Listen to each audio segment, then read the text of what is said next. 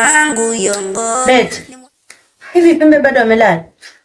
Ndiyo, na anachelewa na chai. Nikamwamsha? Hapana, achana naye, unaonekana amechoka sana. Sawa.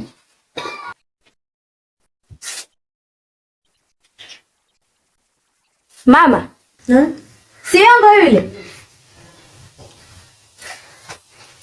Yongo?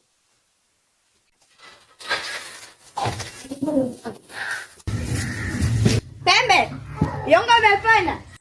Naomba unisikie, kama ni ramli basi unipigie, maana wangu Yongo ni mwezi kaka. Nini kilikukuta?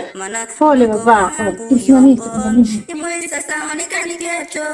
Naomba unisikie, kama ni ramli basi unipigie, maana mdogo wangu Yongo ni mwezi sasa hajarudi geto, maana mdogo wangu Yongo ni mwezi sasa onekani geto. Kaka, umepona?